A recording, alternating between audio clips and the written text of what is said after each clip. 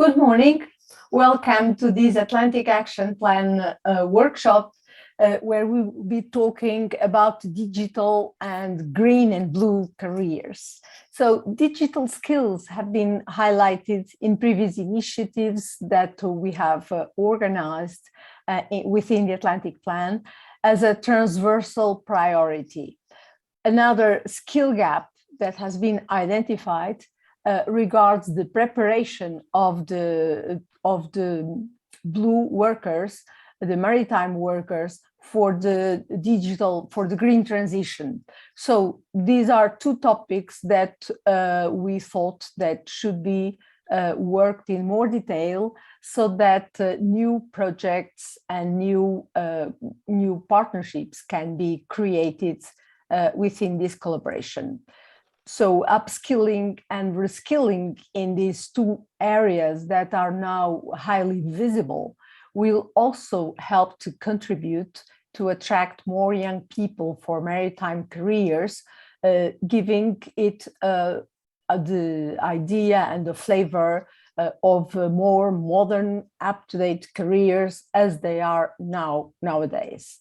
This workshop is organized within Goal 3 of the Atlantic Action Plan, identifying blue skills and gaps in the Atlantic area. And it is organized jointly by Pillar 1 and Pillar 2 workshop. So we now would hear Orlando Costa on behalf of the Portuguese coordination, please. Hello, good morning, bom dia. My name is Orlando Costa. On behalf of the Portuguese National Coordinator, let me congratulate Liam Lacey and Ana Noronha, the coordinators of Pillar 1 and Pillar 2, for the joint organization of this workshop, and I'd like to welcome all attendees. These two pillars, Atlantic ports as gateways and hubs for the blue economy, and the European Union Atlantic area promotes blue skills on the future and ocean literacy, they are integrally interconnected, are cross-cutting, and therefore this workshop is very timely. The future of a blue economy career is deeply associated with digital innovation and its evolution. The Atlantic Action Plan is very clear about this. Quote, having the right set of skills is essential to take advantage of innovation and rapidly deploy blue technologies. A specialized blue education and training offer can attract young talent to the blue economy, stimulate productivity, and increase the competitiveness of the European Union Atlantic area. End of quote. The digital transition will transform the European Union economy, and this transformation requires finding solutions in the digital age. We'll have impact also on blue professions, education, and citizen perceptions and decisions regarding ocean. We'll promote, I think, an even bigger cooperation between countries, between academia, between stakeholders to foster a new collaborative environment.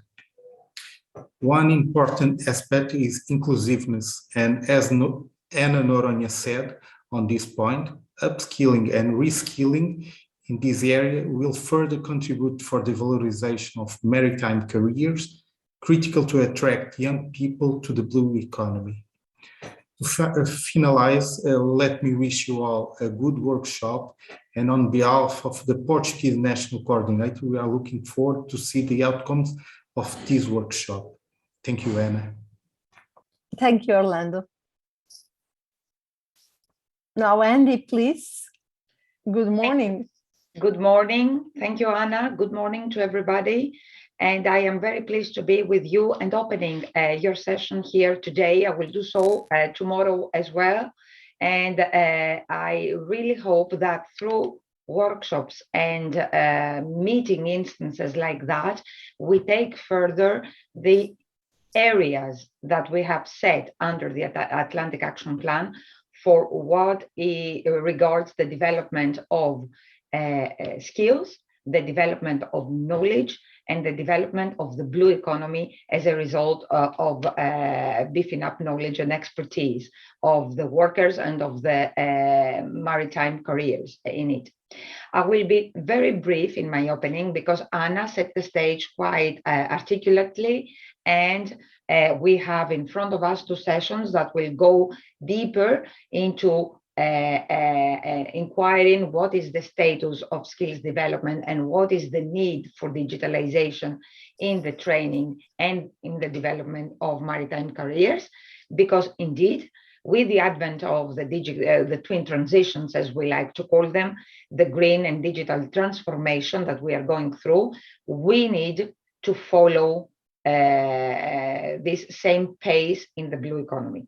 A blue economy that, as you know, has a very large spectrum of sectors and occupations, and to which digitalization and sustainability mean different skill sets.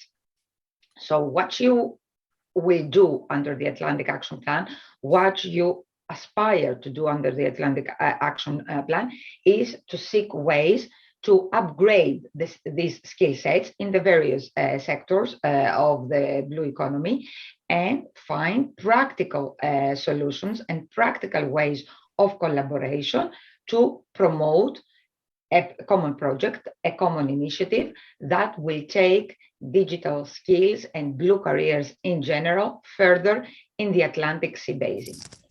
To do that, you have a lot of tools at your disposal. You have first and foremost the plan of the national authorities in terms of skills and training that applies for the blue economy sectors as well. You also have the national part of the European programs such as Erasmus Plus or the ESF program or the European Maritime and Fisheries and Aquaculture Fund that we run ourselves. And through these funding opportunities, you can underpin the development of skills, digital skills, in our case, as is our focus today. But you also have other instances beyond the European programs.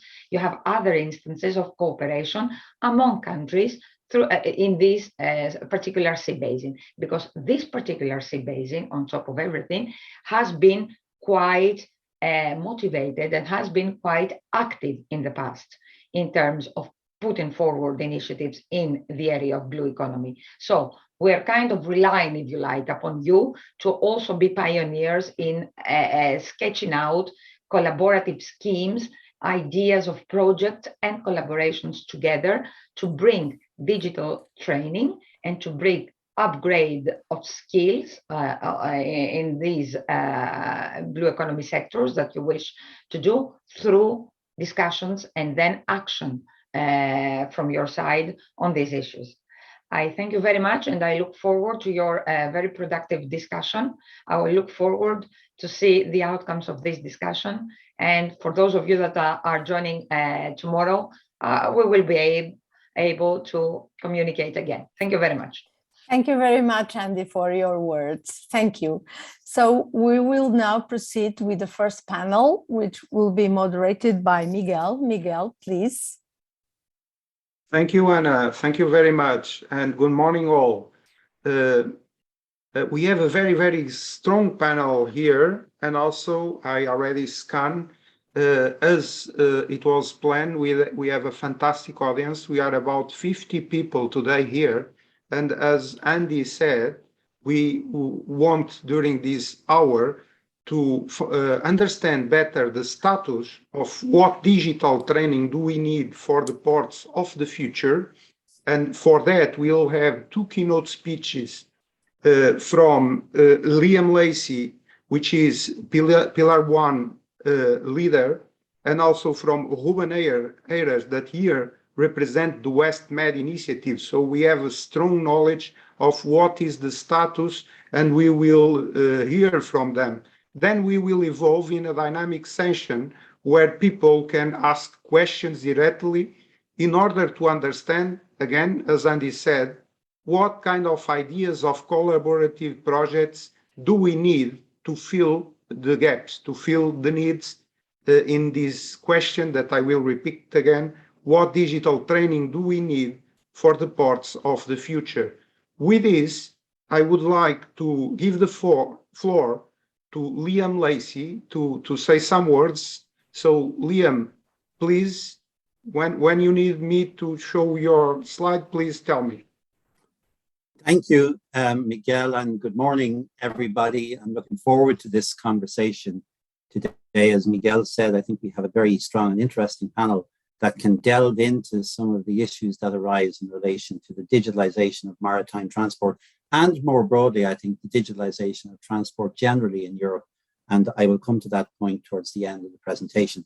As Miguel said, I am Liam Lacey. I'm Director of the Irish Maritime Development Office and currently Pillar Coordinator for Ports in the Atlantic Strategy. I'm delighted to participate in this discussion on digitalization and the digital training that we need in our ports in the future.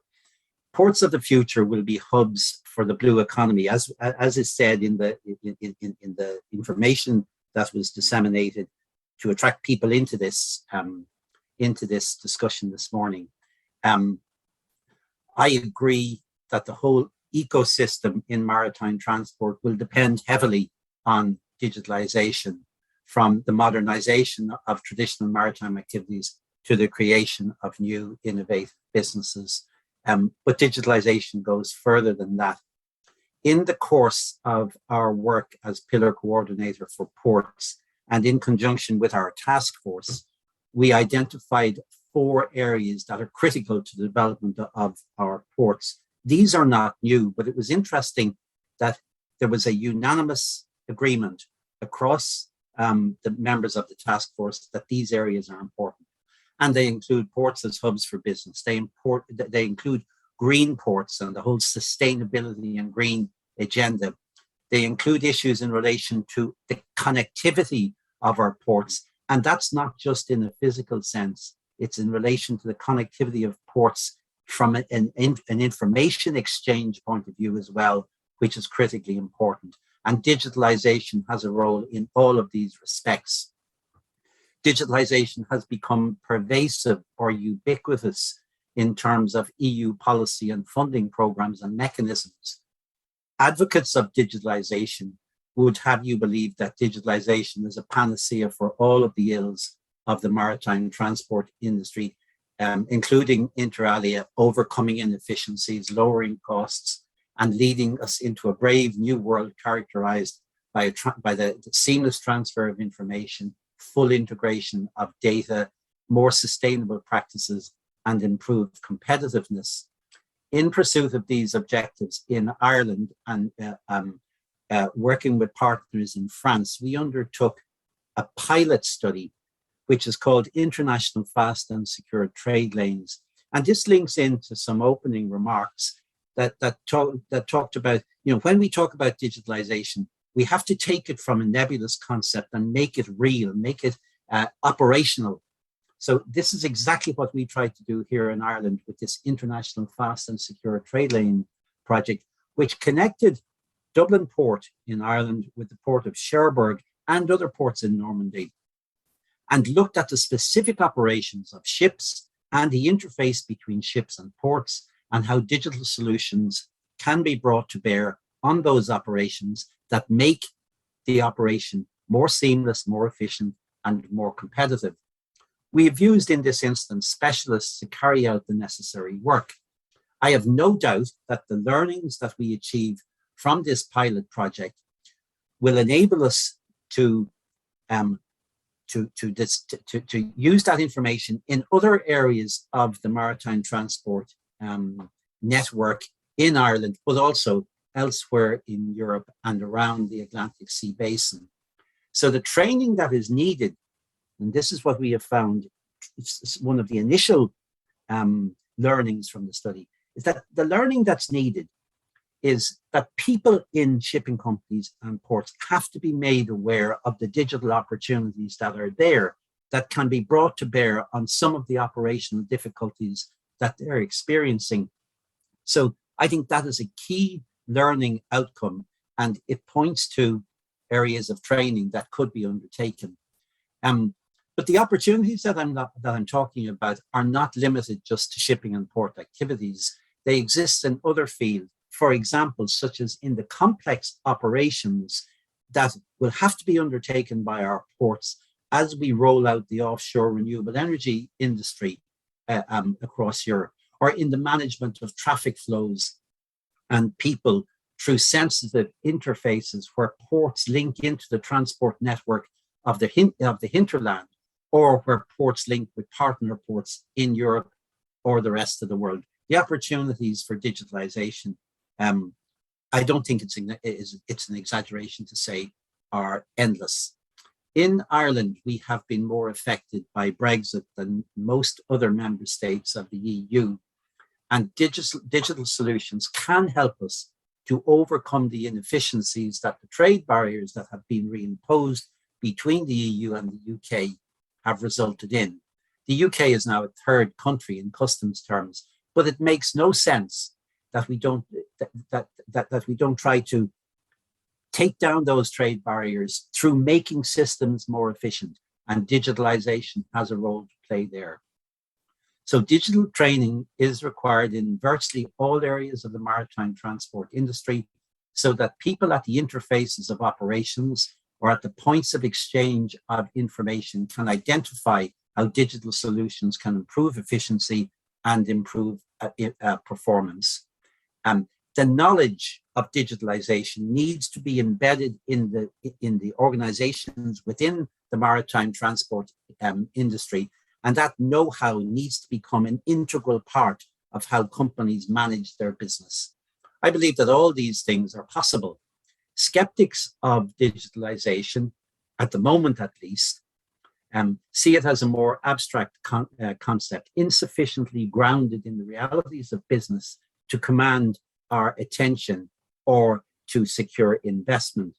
My opinion is that our businesses and our lives are going to be increasingly influenced and affected by digital technologies, and the organizations that understand how these technologies work will be the organizations that prosper in the future. Digitalization has the capacity to reach across borders, to ameliorate the effects of trade barriers, to harmonize and unify industries and technologies, and to create seamless work practices. An appreciation of how digital solutions can transform the maritime industry can be achieved by embedding relevant knowledge in maritime disciplines from seafaring to port control to environmental protection. The opportunities, as I said earlier, are quite endless. The challenge is enormous, but the prize will make the effort worthwhile. And Miguel, if I could just ask you to put up that one slide that I was going to talk about, and I will finish on this point.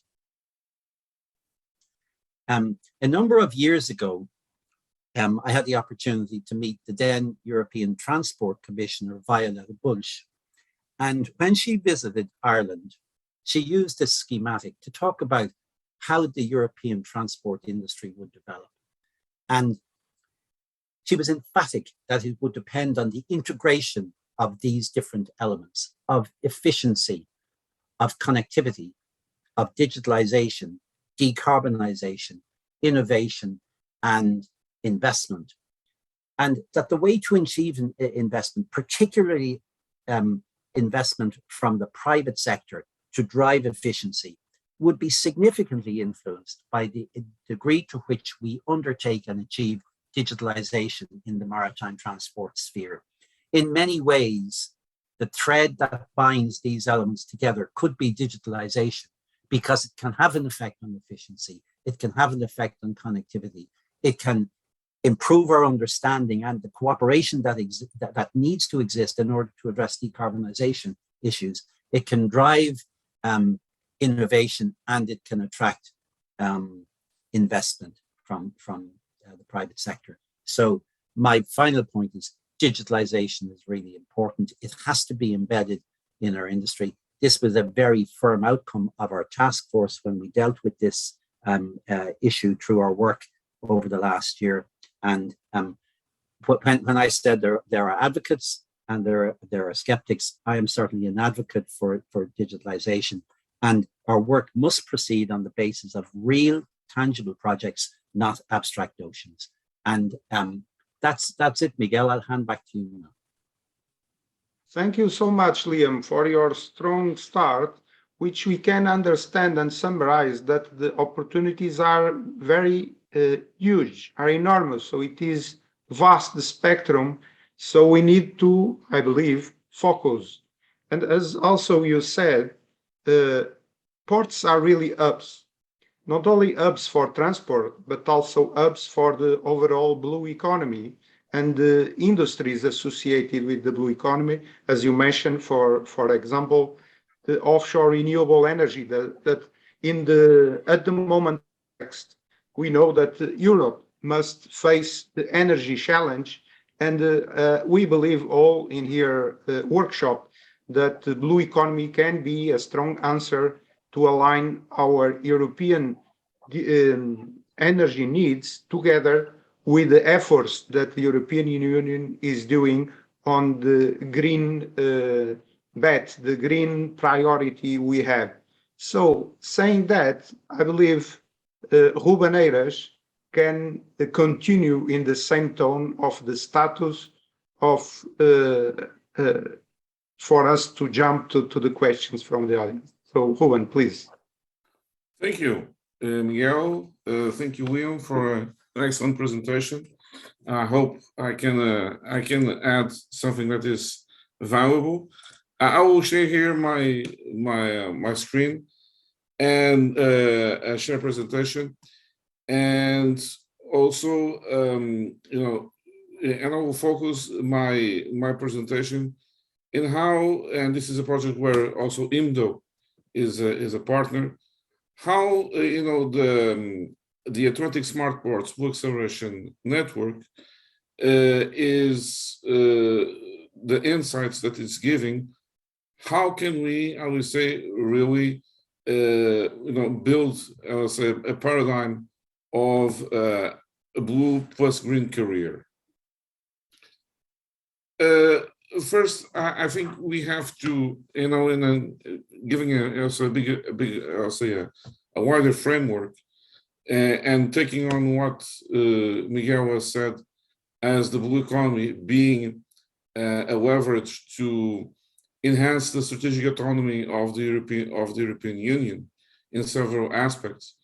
In fact, I think we have to see and we have to perspective the blue and the blue economy as a catalyzer that is capable of creating a new EU middle class.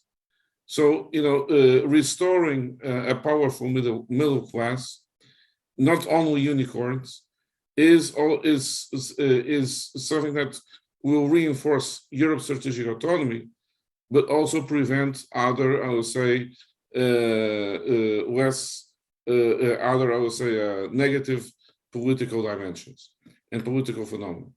This is why I think we have to pursue, something that we could call the Europe's blue dream, that is to be, the example of the world's most proper sustainable ocean economy that is capable of creating jobs, wealth, while restoring ocean's health and biodiversity abundance. And how do you do that? So if you look to the EU Green Deal's paradigm, what it takes for this decade, and this has, of course, an impact not only in the blue and the green and other sectors, but as a while is, in order to transform effectively the competitiveness model, which was based until now not only the European Union, but also in the wide market economy in the global sphere, is we have to be capable of building a blue ESG economy business model. So we have to be profitable, but also deliver a positive impact in the environment and in the social area. So these are not all so the environmental and social dimensions are not externalities anymore that someone will pay for them, or that they have to be inside the business model and have to be drivers of the business model alongside the monetization of the activity. So this puts us also and combined in a situation that we have now, that we live in a twin industrial transition. So it is digital plus green, and one is intertwined with another. And on top of that, and taking into account the environmental dimension, we have to change our paradigm of the engineering systems, that they are all, because in our also productive and manufacturing systems, that are conceived to be linear and from point A to point B, and then you have the externalities, to become non-linear and also circular. So you have to close the loop of the productive cycle. So in a way, and trying to simplify this very complex challenge that we have and we are doing now, I think we could say that we have, and the approach for this decade under the Green Deal is a kind of a DDC strategy. So it's to digitize, decarbonize, and circularize at the same time. And why? Because if I want to decarbonize any system, I have to have very robust information about what is going on, as Liam exposed very well in the ports, in the ports and shipping dimension. How do I get that information? Through the digital technologies. They give me the precise information of what is going on in each part of the process. So AI, blockchain, all of those tech now that eases to, that integrated in the process, gives me that information, is key for achieving the efficiency of the process that will give me the decarbonization output. But also the circularization, in a way of saying, because circularization doesn't exist in English, it's a made-up word, not also in Portuguese does not, but we're talking about circular economy. So how to close the loop of the processes. So to close the loop of the processes, again, I have to know very well what is going on in all the system processes, but also how that system interacts with other productive systems and transport systems of the whole economy. So, because with that, I can find in some, and also augment industrial symbiosis, but also a way to find that the waste that from one system is I would say a resource for another system, and this at the end contributes for augmenting EU's autonomy, strategic autonomy, because this is what gives more resilience. My procurement for the resource is already solved because I'm connected to other systems whose waste is my resource. So we have to, and the blue economy in all its sectors, and also in ports and shipping, has a lot of opportunities in this realm that I've been addressing. So what is the Atlantic Smart Ports Blue Acceleration Network? What are the insights that we are learning concerning this perspective? And also in the West Med, to say that I'm also happy to announce that the Med-ban, so the replica of the ASBAN, so the Med Blue Accelerator Network application was approved. So we will have the opportunity to have, say, an integrated learning platform between the Atlantic and the Med. So this is to show what are the ports that are engaging in the ASBAN project, which the main aim is really to materialize and help to materialize the core objective of Pillar 1, is how to make ports blue economy hubs. So what we have found is that 90% of the 44 ports that answered the survey, the initial survey that was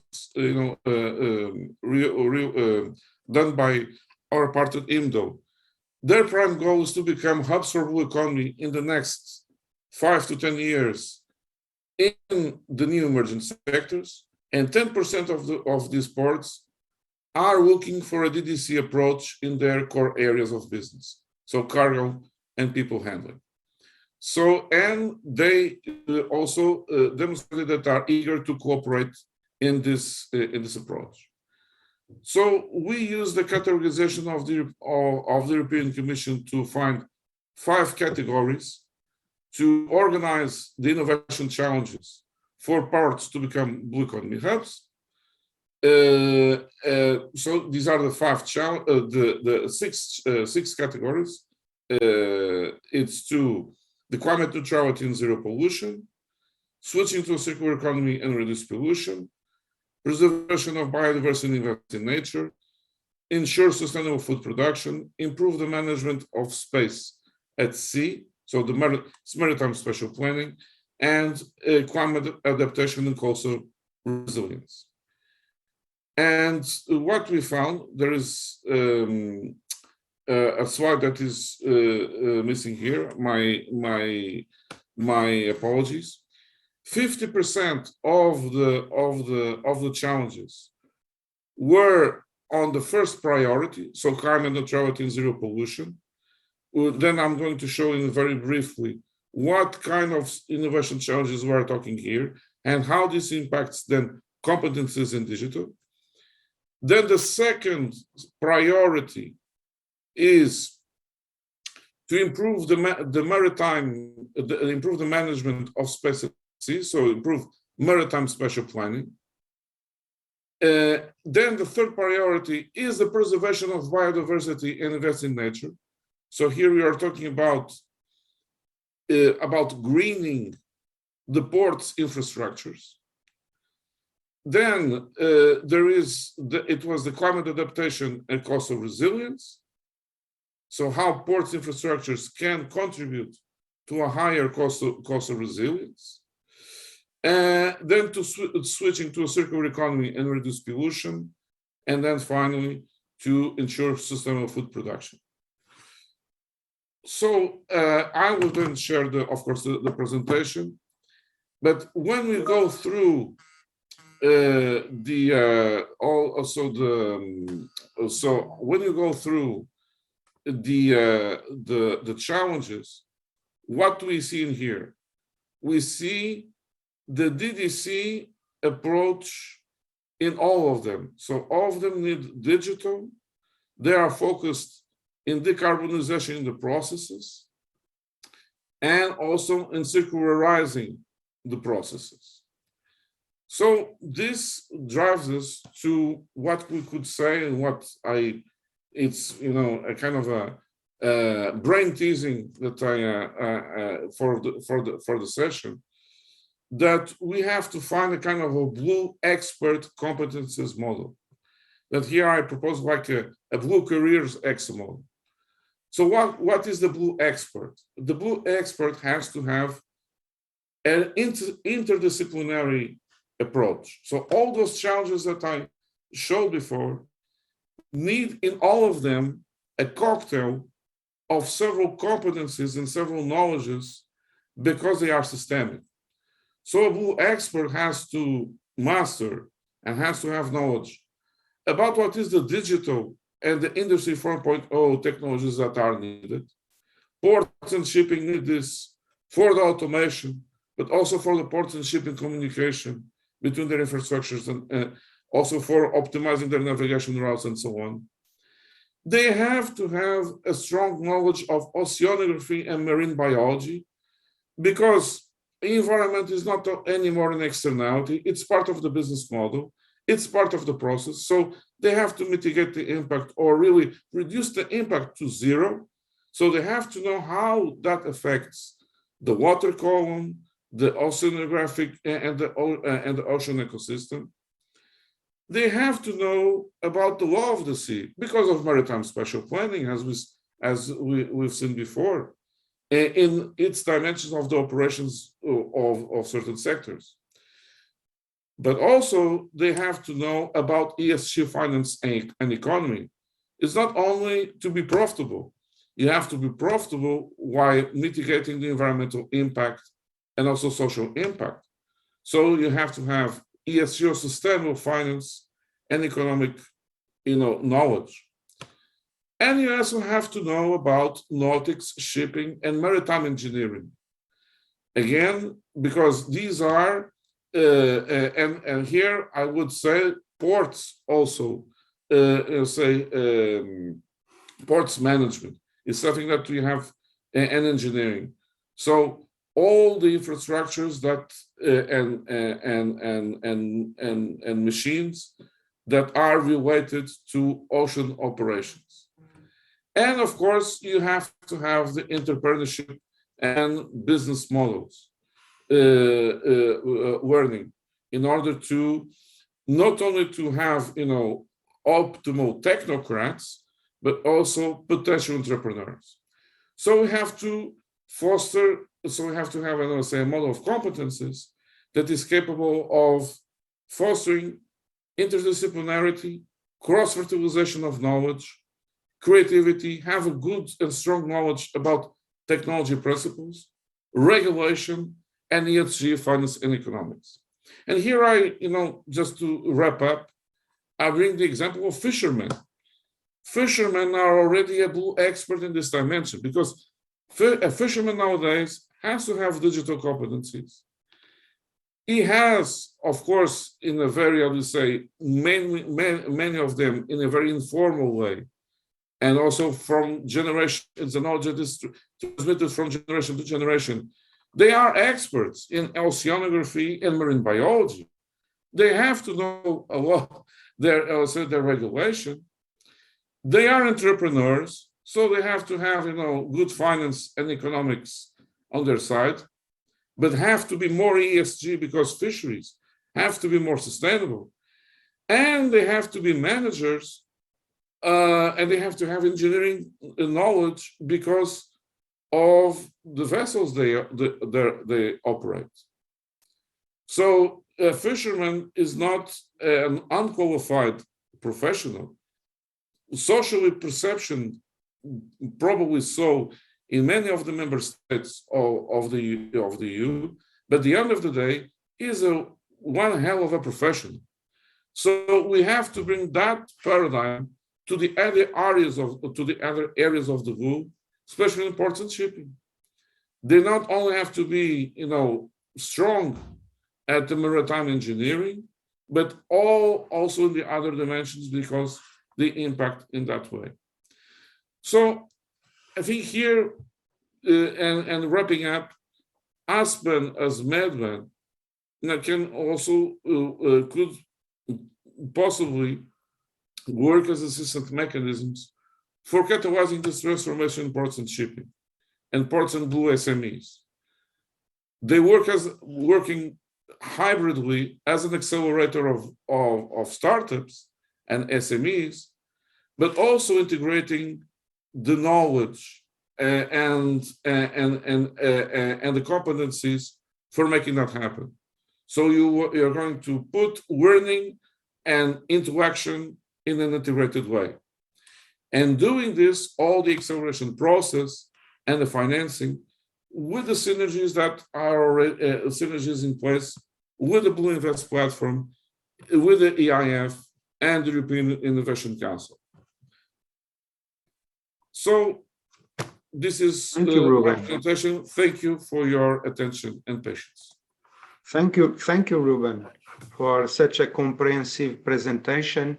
And we are off the time, and we did what we had to do in the first part of this session, which is set the tone and share the status and start to give some ideas of the future and how to overcome the needs. Before I share the floor to the audience and to the challengers, I would like to share that this workshop is being streamed in the YouTube, and everything is being recorded. So your questions and your sharing will also be recorded. So I don't know if someone from the challengers would like to say something, or should I start to understand, because I start to have a lot of attendees with the hands high. So maybe I will jump to, if someone, Anna, could help me, or Liz, maybe I would give the floor to Lucia. And also, before Lucia speaking, I also would like to challenge both of the speakers, because it was very important to set the tone in a conceptual way. I'm not sure if we always want to go for everything, which can be a little bit complex. And I would like to have your answers on that. Should we put the burden in each future worker of the blue economy with such complex training, or should we focus? That is my question. But now, Lucia, if someone from the organization could put Lucia on stage. Yeah. Miguel, you also Thank you, have Lucia. Enrique Wolf. Enrique Wolf also. Okay. Should I? Please. This is Lucia Fraga from, I am coordinating the MAIDS Blueprint project, and also the holding the secretariat for the large-scale partnership launching the Pact for Skills in the offshore renewable energies.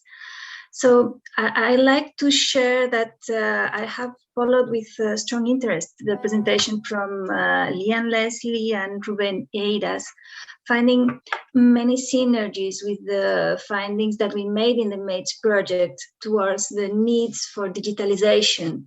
And the MAIDS project has been addressed to creating a strategy for skilling in shipbuilding and offshore renewable energies. And we found indeed a strong importance of ports for both sectors, which are strongly linked. And regarding digitalization, also a strong need to increase and rise this level of digitalization, to have the possibility to make this swift switch to another way of thinking and organizing the industries so they can profit from these digital advantages. In particular, there is an important need that we have identified on the fact of transferring this digital knowledge to the industry and adapting it and integrating it in the curricula for the trainings, for the own sectorial trainings. But it should be done making an important effort in training for trainers so they can really adapt and not have the need to learn from the specialist in data management and computer science, because there is a gap which is difficult to jump if we do this way. So this is something that should be taken into account. And what we found is that after the creation of these blueprint projects, which are making like a test to create these strategies for skilling, there has been an important effort to set up these large-scale partnerships, which are joining the most relevant actors and stakeholders willing to improve the capacity system, and with the interest in creating this training. So now what we only need is to continue reaching new key enablers, new fundings to develop those trainings.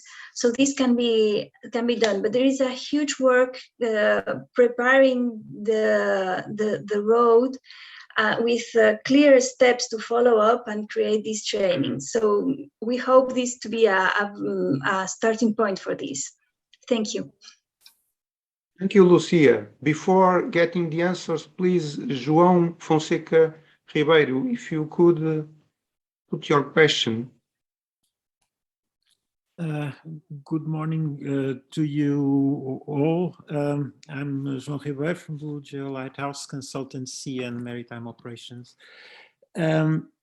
My concern slash question is very much focused on the vision that we have to conceive to embrace somehow the integration of resources. I think the vision that has been established is really ambitious.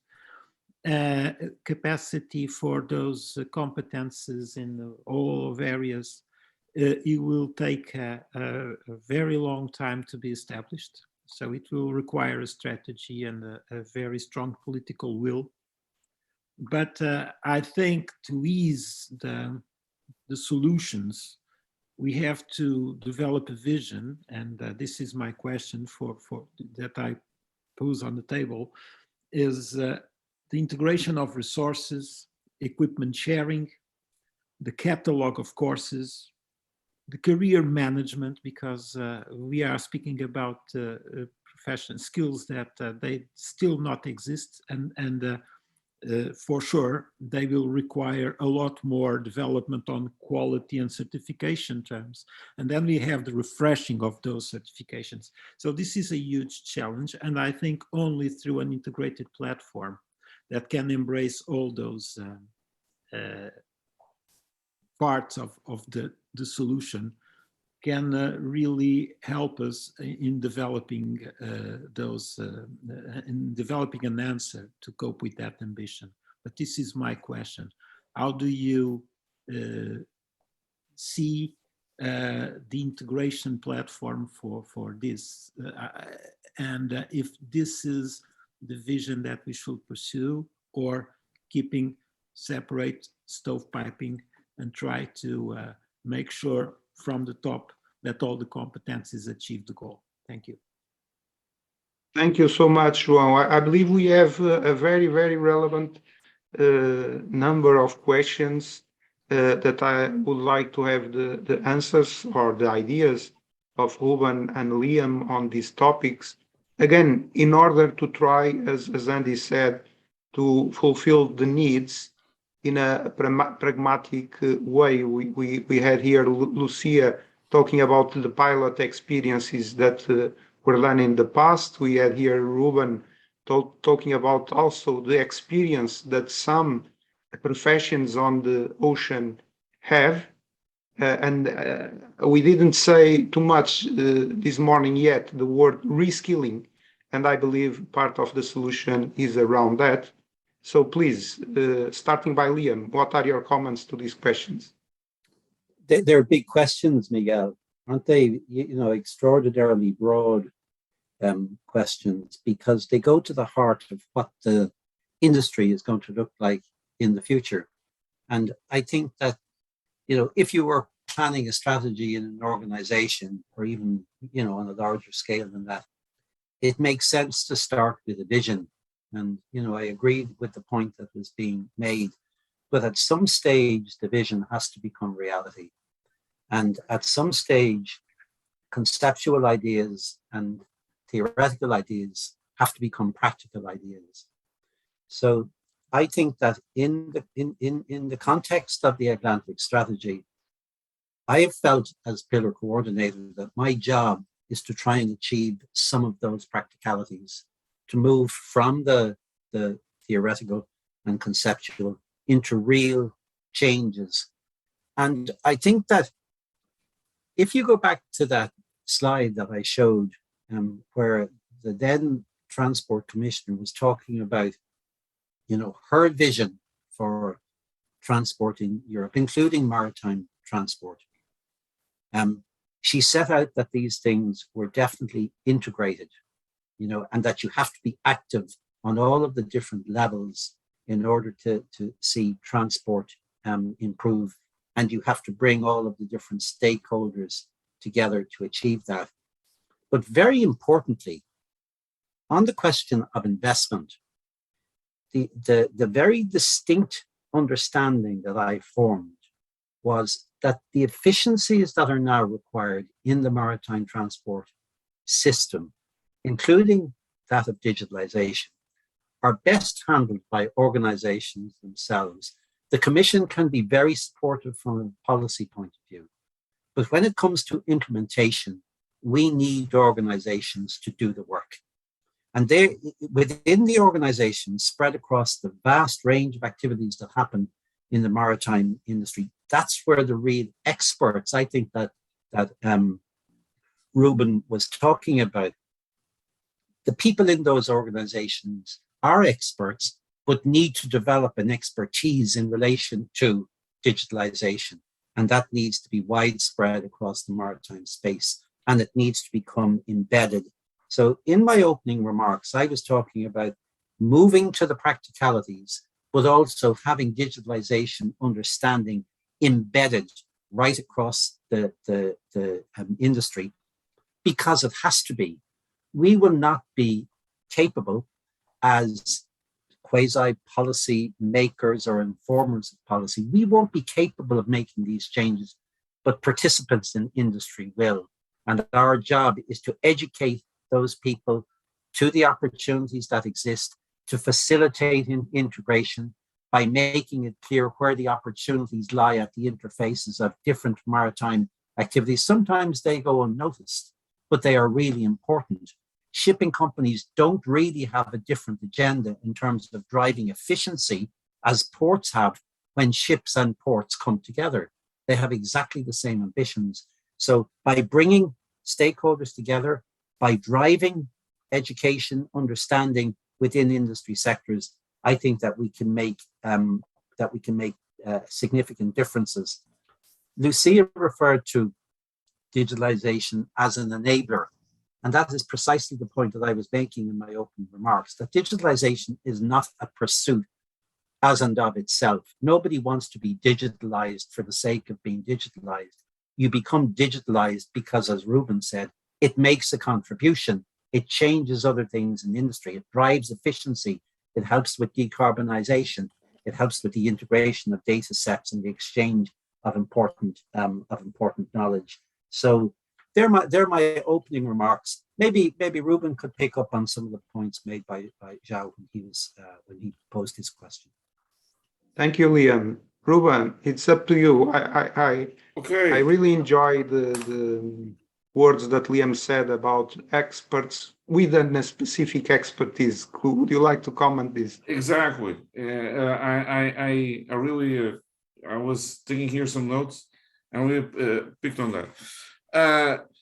Exactly, it's the integrated knowledge expertise, so that we need to structure and formalize.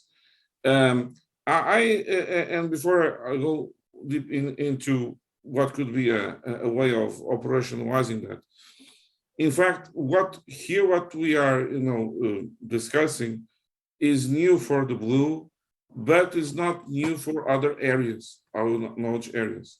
I bring about, for example, and also the EU has the right context to do this, because it already does it very well with the Erasmus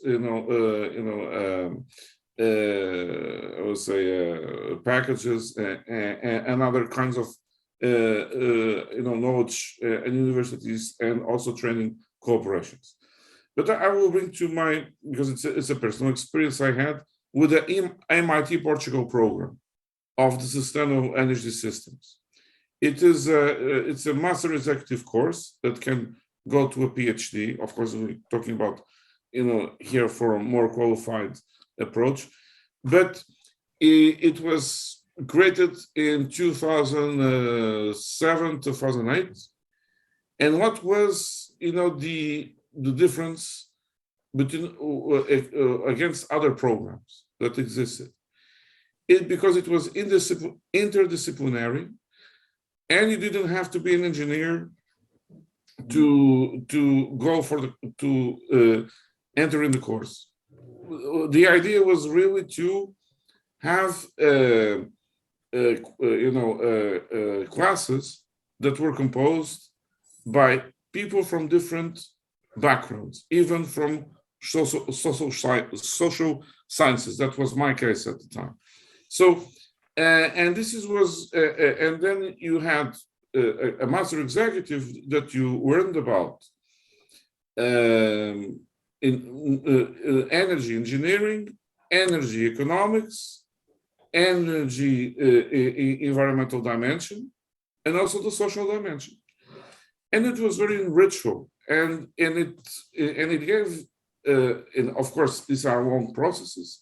In 10 years, it gave birth to a new wave of engineering approach in the Portuguese system. And nowadays, this spread out not only for the master executive programs, but now today the engineering courses in many dimensions integrate those dimensions because they modernized in their approach. So here it's more or less the same that we have to do in several areas that work in the blue economy: port and shipping, fisheries, oceanographics, marine biologists.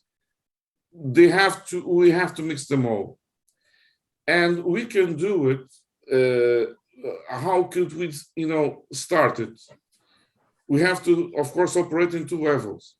We have to operate at the vocational training level, and also at the high qualified, for example, the master executive level. So, and here we have a lot of experience in building, between member states and European, universities, and also vocational schools, courses together, using Erasmus and other education instruments. What we need to do is, what is the right kind of mix of knowledge that is useful for those, I would say, for several professions. And we have to start experimenting. We will not find, the silver bullet today, but we have to, start doing some experiments, some trials, and then with simple operations to have some blueprint models, and then we can enhance and enlarge the I would say the kind of integrated offer that it can be put into place. Thank you, Ruben, for your answer. Just for a last question, does anyone from the audience?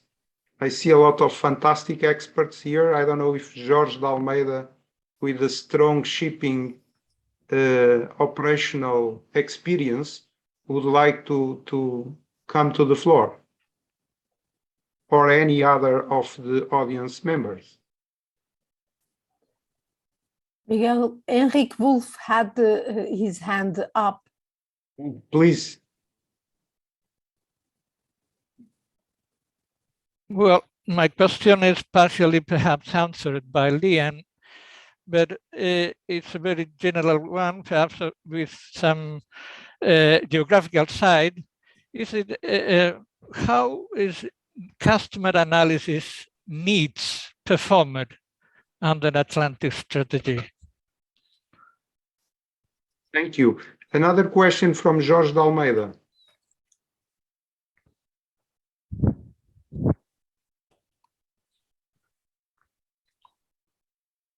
Vasco, could you put Jorge de Almeida on stage?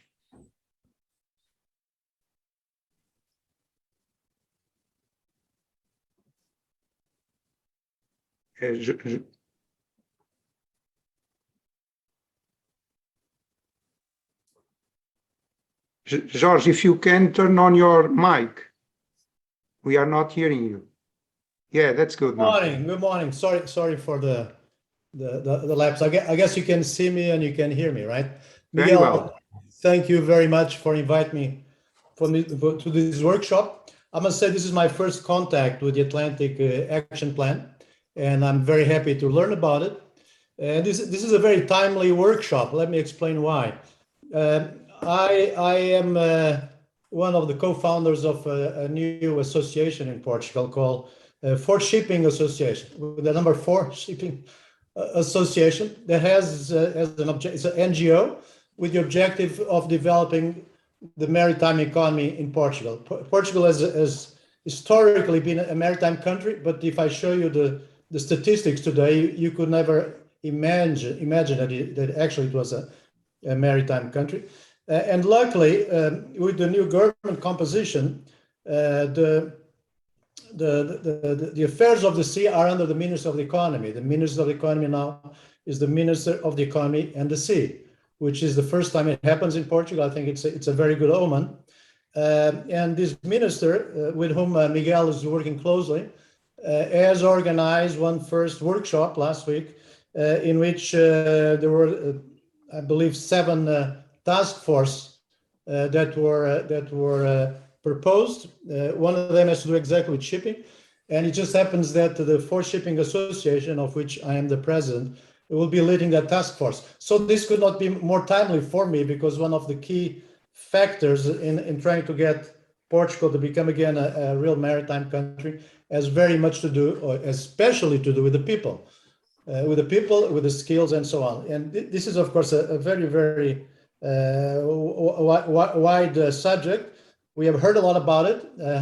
I think we're starting to understand that we have to we have to evolve from the general concept and the need that everybody agrees is necessary of upskilling and reskilling not only the workers in the blue economy, but actually in every sector of the economy, because the technology is evolving at such a fast pace that everybody somehow has to get involved in this upskilling endeavor. But anyway, I think it's quite important that we start becoming a bit more concise and concrete on how we do it. And this obviously passes or goes by putting together a blueprint based on best practices. And this is where I see very much a common interest of the Atlantic Action Plan staff and what we're trying to do under this For Shipping Association. So one thing might be worthwhile suggesting, Miguel, is if we could have the name and the affiliation of the people that are attending this workshop, because at least I cannot see it on my screen. But the most useful outcome of this workshop, I believe, would be exactly the networking, so that we put together various efforts and start zeroing in on a real blueprint. This is what we want: a blueprint of what needs to be done. There's a number of points that are quite important. We don't have time to go over them in great detail, but one of them that I register and I subscribe fully is that you cannot look at the digital skills as being separate from the skills on the other subject, namely port management, ship management. You really cannot separate it. They have to be developed together, and we have to be developed with the input of the stakeholders in all these different fields. And this is not an easy task, but this is a task that I think we should wrap our arms around and try to get out of this workshop. Thank you so much, George. We'll take a strong note of that. Of course, we will put everyone that wants to be networked aligned. We will just follow some RSPD procedures on that. And I believe that everyone that spoke today and others that did not spoke but want to be engaged for future talks on this, I believe Anna is as leader of Pillar 1 together with me, will do our best effort to put everyone connected. And we are approaching the end. I will give the stage to, if there is any more question, please tell me so. I will give the floor to our fantastic key panelists.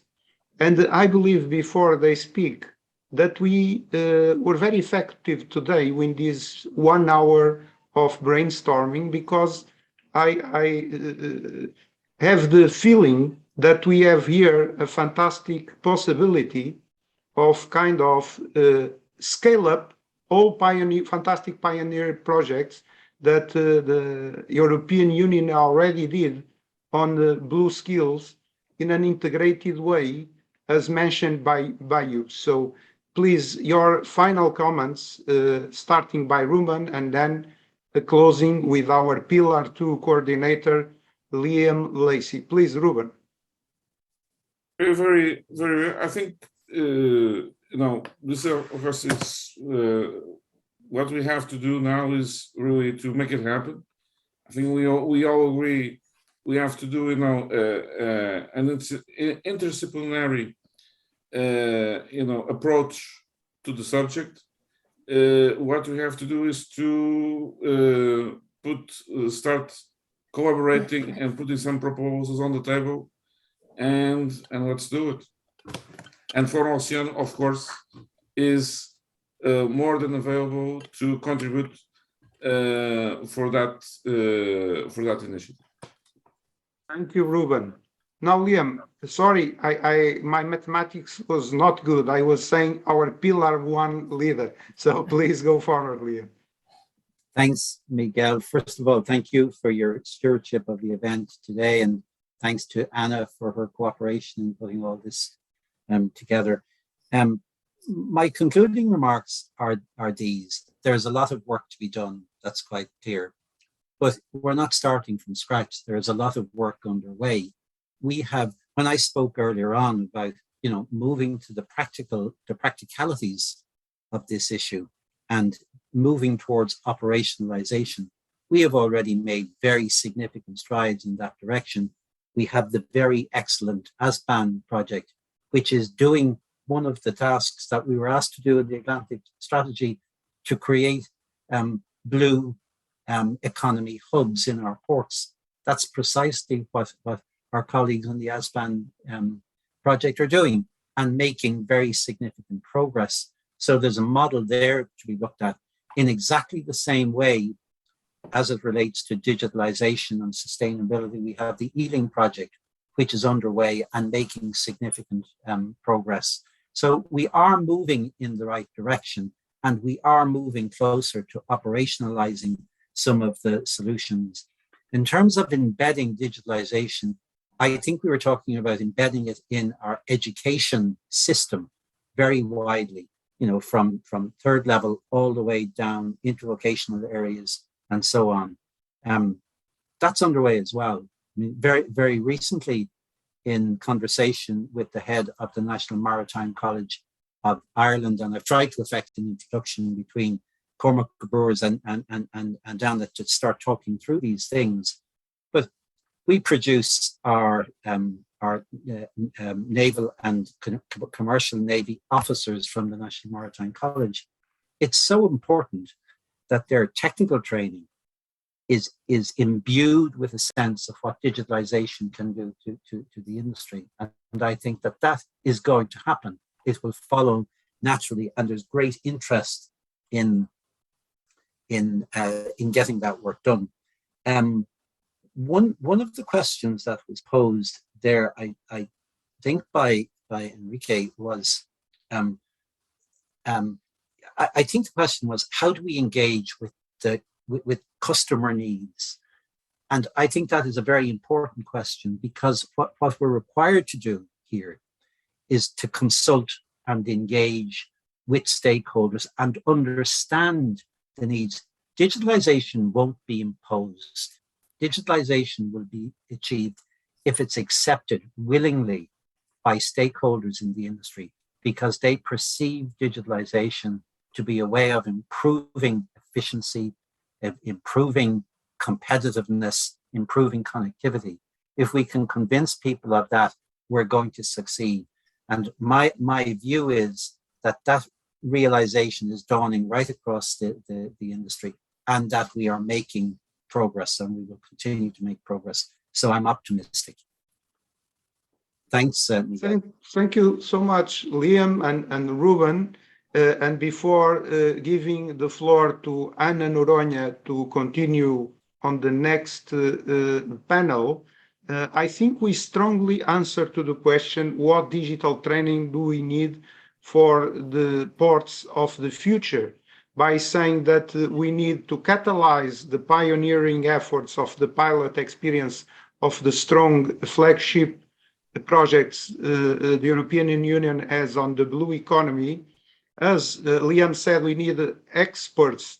As Ruben and Liam said, we need experts with an integrated approach and holistic approach of the overall main topics, but also we need a vertical expertise, and we need to reskill our people. And as Ruben said, there are already some professions like fishermen, like Navy officials, merchant Navy officials, the new professions related to the renewable offshore energy that Lucia also spoke about. And I would close with the challenge that Jorge de Almeida put to ourselves, and give this challenge to our Pillar 2 coordinator, Ana Noronha, to shortly, I would say, ask to the strong, more than 50 experts that are here on these workshops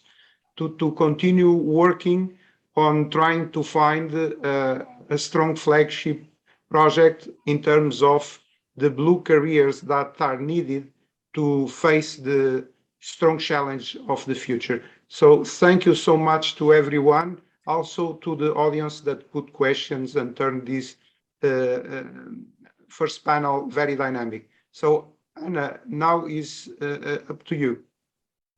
Thank you, Miguel. In fact, we hope that out of this workshop, we can have new collaborations and new projects that can put in practice, as Liam said, put in practice all these ideas. And also, as Ruben said, different people with different expertises. I was putting my hand up because there was a question that we received here for the previous panel, but I think that we will I will simply hand it out to our experts afterwards by email. It's a question that arrived also by email, because I have no doubts that these collaborations and this networking will continue even after this workshop. So now for the second panel that today we have is about skills for the green-blue transition. So we have a green transition going on in Europe. Therefore, we believe it is impossible that the maritime professionals cannot be aware, are not aware of this. They have to be also skilled for this. And again, reflecting on what was said on the previous panel, where we will have to decarbonize and circularize a par with digitalize. So these are important skills. In many cases, it will be important to reskill the people who are already active on their careers. But the new people will have also to have these skills. So we have today with us John Lecoupe from Basque Government Energy Agency, who was indicated by Pillar 3 about marine renewables. Marine renewables are, of course, already green, and are, of course, already digital, but these will have to proceed in more skills and also preparing a workforce to work in this new, very important area. And we also have Noel O'Connor from the Insight Centre in Ireland. So please, we'll start with John. Please take the floor. Thank you, Anna. Good morning, everyone, and many thanks to inviting me to this jointly organized Pillar 1 and Pillar 2 workshop. As Anna said, I speak today on behalf of the Basque Energy Agency. So we are the energy agency of the Basque Country, north of Spain. I am today replacing my colleague Olatza Juria, who is the Pillar 3 Marine Renewable Energies Coordinator. And I would like to start my presentation, my short presentation I prepared just reviewing the objective of European Commission in regards to the marine renewable energies. So basically, we expect installed capacity by 2030 of wind energy, offshore wind energy, more than 60 gigawatts of installed capacity by 2030, as I said, and 300 gigawatts of installed capacity by 2050. And similarly, within ocean energy in Europe, we are talking mainly of wave and tidal energy. We have the objective of more than 1 gigawatt installed capacity by 2030 and 40 gigawatts of installed capacity by 2050. We are seeing that offshore wind industry is on an exponential growth globally. Okay, so we are talking about tripling or quadrupling the size of the sector in next decades, at least. In wind industry, however, in ocean energy, wave and tidal, we are in a less mature stage. So the growth has not been so significant so far, and probably it won't be in the near future. So, as the decarbonization is a challenge for every industry and every sector, a skill gap that we are addressing today is also a challenging question. It is true that some skills are transferable. So basically, electrical engineering, electronic engineering, mechanical engineering are similar in renewables, oil and gas, or any other onshore sector. Of course, without minor or sometimes major differences or requirements that should be addressed by reskilling or upskilling, as we are talking today. For instance, major traditional oil and gas companies are evolving into energy companies. So they are becoming sustainable, and they are not making people redundant and hiring new people with new skills. Okay, but they are internally upskilling or reskilling people, and we are seeing this in this sector. So they are adapting themselves renewables and transitioning into internally and taking their staff with them, with the company. Okay, so skills are highly transferable. However, there are some some clear need for developing new skills, specifically in this digitalization that we are talking today.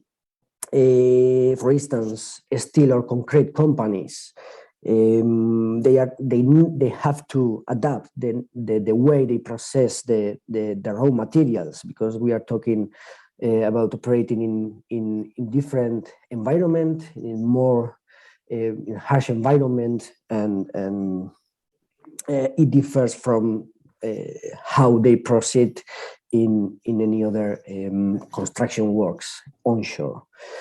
Shipping industry, for instance, the same. They are traditionally not focused on mass production, okay, because one vessel is usually different from the previous one, and the next also should be different from the current one. So basically, they need to build and readapt their production line to process this, construct the new products that are in marine renewable energies. For instance, now they are involved in jackets or piles production in wind industry, and all jackets or all piles are similar from one to the other. For instance, for each wind farm, they need to build 40, 60, 80 jackets, and this requires mass production, and the mass production requires process automation, and the process automation requires maybe digitalization or a smart industry. So not only to produce these jackets or these piles, but to perform, for instance, quality verification, transportation, etc. We are talking about mass production. And so this requires a clear rethinking in the way they perform the process. As I said, process automation, that means cost reduction, lowering capex, and at the end of the day, gaining competitiveness. That it is the aim of this new way to perform this digitalization. So this requires new skills, and these skills are mainly based on digitalization or smart industry. Another example, wind industry itself. So they are putting huge amounts of resources and time to research into how they can maintain these machines more efficiently and keep them running for a longer time. No? So from the initial expectancy of 20 to 25 years, we are now looking at an average life of a merely wind farms of 30 years or more. For new wind farms that they are currently developing, their minimum life expectancy will be 35 years, with a aim of having up to 50 or even 70 years of operation. So they are adapting the systems to the new environment that they are operating in, which is a harsh environment. So sensors, condition monitoring systems, etc. Now they are now being developed, and in order to don't have to send people offshore as often as we have done up to date so far, and to maintain these kind of inspections. So basically we can monitor from shore, from safety. And on the other hand, perform predictive maintenance as well, rather than reactive maintenance, can reduce downtimes, reduce the amount of time people need to spend offshore, and increase the production of this wind farm. So basically they all require development of new skills that are not traditionally in use in many industries and many sectors. The Commission reported and highlighted the need for the same sectors, including this marine renewable energy sector, to find and recruit qualified staff. Okay, and a year ago, more or less, we held another workshop in Pillar 3, very similar to this. And in this pillar, we already addressed some questions regarding the digitalization. We review some projects and initiatives that has been applied towards the digitalization of marine renewable energy. We forecast digitalization efforts on marine renewable energy made so far, and define new efforts that will be required in the future. We launch a survey, and in this survey, to the question to what extent do you consider digitalization important for marine renewable energy projects, the 67% answered that they were very important or very relevant, and 33% answered that were important. No one said that they were the digitalization is slightly important or not important. Okay, and launching the question of how do you foresee the digitalization efforts being done so far in marine renewable energies in the Atlantic region, all of them answer insufficient rather than sufficient. So the three core areas in which the digitalization can help to the marine renewable energy sector is the prediction, modeling, and estimations.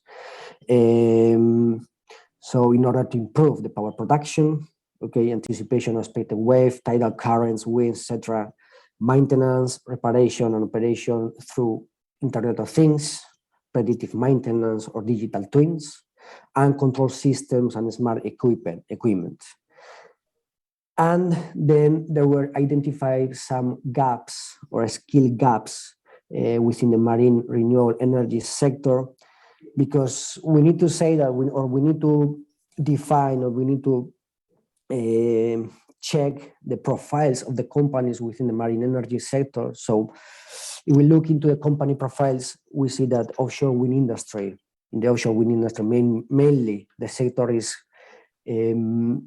In the sector, we have big companies with a strong background in another sectors, can be oil and gas or onshore wind, with high capabilities and large number of staff. And even that, they don't have enough in-house capabilities to address all these challenges and all these skills.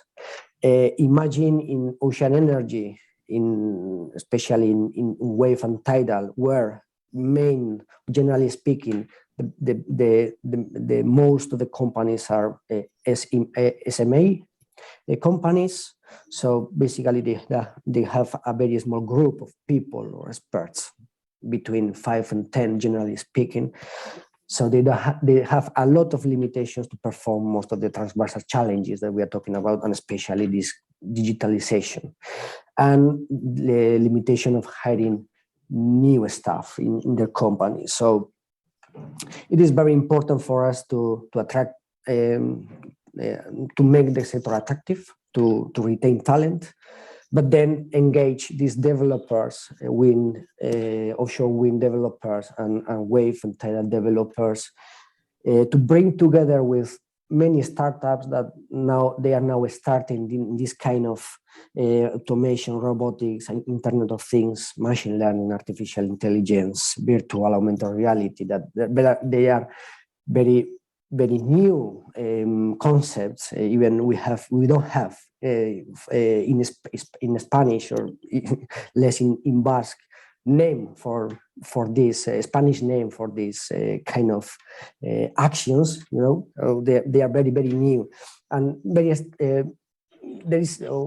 identify the need of engage or bring together these startups that they are starting now in these fields with developers in order to improve the way they develop these marine renewable energies and bring together or bring the technology to the new stage.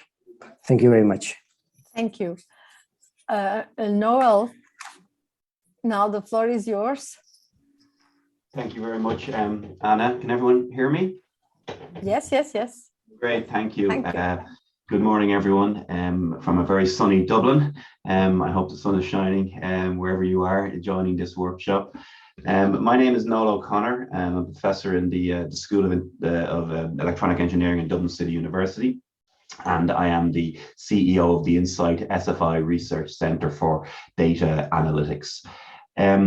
Like George in the previous panel, this is my first real interaction with the Atlantic Action Plan, but from what I understand already, it's extremely exciting, and as such, I'm very pleased and indeed honoured to be invited to this workshop. So thank you very much to the organisers. In my opening remarks, I'm going to try to complement the comprehensive introduction that John gave by focusing on digital skills and how we have the opportunity to diffuse these into the blue economy, not just in terms of upskilling the existing workforce, but also ensuring how we can make the blue economy in the maritime sector in general an attractive destination for the next generation of computer scientists and engineers, which will have deep expertise in areas like machine learning and AI that John touched upon at the end of his opening remarks. And maybe let me start by giving an overview of my organization, Insight. Insight is the largest research centre in Ireland, funded by Science Foundation Ireland. That's our national funding agency that funds basic and applied research. Each research centre that they fund, and there are only 16 such centres funded, are aligned with a strategic national priority. Insight is aligned with the national priority around advancing the state-of-the-art research in big data, data analytics, machine learning, and what's now referred to as artificial intelligence. And I suppose reflecting the fact that data is now everywhere and is transforming the world, Insight is the largest of those SFI research centres. We mobilize over 450 researchers across 8 different universities right across Ireland, and we pride ourselves on being a truly inclusive and national research centre. Our role is to act as the front door for anyone, any stakeholder. That could be an industry partner, it could be a government agency, it could be a policy group in Ireland or in the EU, who need to tap into the research expertise in Ireland in the area of computer science and data skills. We have tried to distinguish ourselves as a research centre by ensuring that we integrate domain expertise into the centre as equal citizens in terms of scientists and researchers, along with our core group of engineers, applied mathematicians and statisticians, and computer scientists. So we try to ensure that the people who understand the real world problems that we're trying to solve, whether they be in health or the environment or in smart enterprise, are integrated into the system, into the centre, and work very, very closely and collaboratively with the data scientists, because we truly believe that only by having that interdisciplinary blend and that collaboration across stakeholders, as was touched upon in the first panel, is the only way to actually make a significant impact and ensure the societal and economic benefits of this new generation of digital technologies. To that end, one of our key application domains is in the area of sustainable societies. And in that context, we align all of the work that we do around UN Sustainable Development Goals and the environment and climate change and so on. And I think it's an ideal venue or part of our research program where we can interface with the Atlantic Action Plan. I'd be very interested to understand how best as an organization we can do that to progress our shared goals and objectives.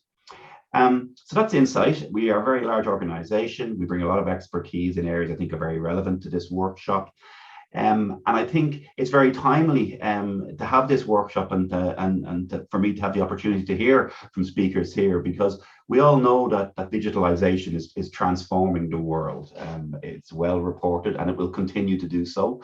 And through my centre, we're seeing this happen in multiple domains. We're seeing it happen in the world of media, for example, including social media. We're seeing it happen in the area of cultural analytics, making our libraries and archives of digital historical content more accessible to whoever needs to access it. We're seeing it happening in fintech and transforming the way in which insurance companies and financial institutions do their business. We're seeing it in precision agriculture. We're seeing it in smart manufacturing and Industry 4.0. So it's extremely, extremely important that we make sure the blue economy is not left behind or in second place as part of this digital transformation. And there are multiple aspects to that. We've touched upon some of them in the first panel session this morning, but I want to focus on one particular aspect that I believe is key to the long-term sustainability of digitalization in this sector. And that is that we ensure that we marry what's happening in the engineering and computer science fields with what's happening in the maritime sector, and particularly for the next generation of researchers and graduates coming out of those fields. So to that end, I think it's really important that we raise the profile of the data analytics opportunities and the machine learning, and particularly at the moment, artificial intelligence opportunities, because it's in vogue and it's very topical and popular with everyone at the moment in the sector. With the next generation of engineers and computer scientists who may not be initially thinking about the blue economy in that regard. And in that context, I think Lee made an excellent point in the previous panel where he said, and I hope I'm not misquoting you here, Lee, please correct me if I'm wrong. I think he said digitalization is not a pursuit in and of itself. It drives other things like decarbonization and integration of new data sets and so on. I think that's really a really interesting observation and one we shouldn't lose sight of, right? Digitalization is an enabler of the things that this sector actually wants to do for the good of the sector and for the good of the planet on which we live in. And what's particularly interesting, I think, is that those two aspects, those two examples that Liam touched upon, are exactly the type of things that are getting my graduates in computer science and engineering excited these days. Okay, access to large data sets that they can analyze and connect with a view to making a positive societal impact. That gets computer scientists very, very excited, believe it or not, right? But the other thing that gets this new generation excited is the opportunity to contribute to one of the global challenges of our time, like decarbonization. And they want to understand how their technical skills and how their work can be put to work for the good of the environment, for the good of the planet. So I think we have a willing and open audience for this activity of raising the profile of this sector and promoting the value and opportunities of digitalization in the context of positive societal impact. So that's the first thing I would like to say, right? There's a huge opportunity here, I believe. The other thing I'd like to say is that I think it's really important as we embark on this journey around digitalization that we try to reflect on what's worked and what hasn't worked in other sectors in the past and learn from previous experiences. And I think if we think about the key successes in digitalization from an R&D perspective, okay, in terms of what's driven next generation research and development in an industry informed and multi-stakeholder engaged way, the one that springs to my mind is the whole area of smart cities. Smart cities have been extremely successful here in Ireland, right across Europe as well. And I think Europe is kind of seen as a leader in this space, where it's been able to drive the development of new technologies in close collaboration with industry partners, both large and small, innovative startups and SMEs, but also multinationals, in a way that is engaged with the local community and the existing set of stakeholders in that community. And key to that success, I believe, has been the notion of test beds.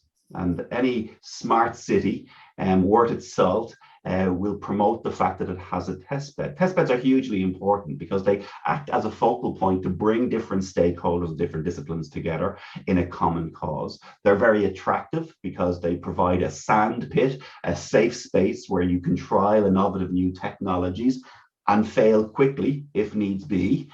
So you can stand up demonstrators and they can figure they don't work, and then you can move on to the next thing. And that's really important, by the way, to the types of startups and that John mentioned, right? That this agility, this dynamism needs to be in place for them to enable themselves to succeed as they try to figure out what is their key unique selling point and what is their killer application, if you like. Test beds also generate data, and data, we need to remember, is the new oil, the new sand. Use whatever metaphor you want, but it is the lifeblood of digitalization in terms of next generation technologies like machine learning and artificial intelligence. And if you as a community can, and we as a community can provide a rich source of data to underpin those new innovations, we become extremely attractive as a venue for next generation research and innovation. And the final thing I will say about test beds is they are great showcases for what can be done, for the art of the possible. It's very, and that's why we have smart districts in smart cities, by the way, right? Because to showcase the policymakers or funding agencies or stakeholders the value of technology is very hard to do at the scale of an entire city like Dublin or Lisbon, for example, but it's easier to do it in a smart district that is a microcosm of the broader ecosystem. And if you were to consider the idea of test beds in the context of driving forward this agenda in the Atlantic Action Plan, I think they could become really valuable showcases and shop windows, which are very useful in terms of ultimately influencing policy decision makers and, of course, government funding and the European funding into this sector. So I hope that makes sense. I hold my hand up and say I am not a domain expert in this area whatsoever, but I am very excited by the potential opportunity. And thank you once again for the opportunity of coming and putting forward my perspectives. Thank you. Thank you, Noel. That was a wonderful and very clear presentation. And it is remarkable that an institution dealing with digital and AI and all these technologies has also a branch dealing with sustainable societies. This is not usual. It is unfortunately, because it should be the rule. as we have seen. So we now see if we have questions and people wanting to have comments. I see in the audience Jan Leemarie from Surfrider Foundation and Frédéric Elper from the French National Coordinator. I don't know who wants to come first. Just to say, Anna, there's already a question in the chat there from Kushla. Okay, Kushla. So thank you for coming. And Kushla, could you please open the camera to Kushla, the microphone? I will start doing to save time. Kushla asks, Kushla is from the Irish Ocean Literacy Network. She's asking, how do we get researchers to also collaborate with educators at primary and secondary education, so as to integrate the next generation data with the marine? That's a fantastic question, Kushla. Thank you very much for that. And it's very perceptive, right? Because I think if you want to go back to my original point about sustainability, it's all very well and good to target the current cohort of PhD students and graduate students, but arguably we want to start with primary school students and secondary school students.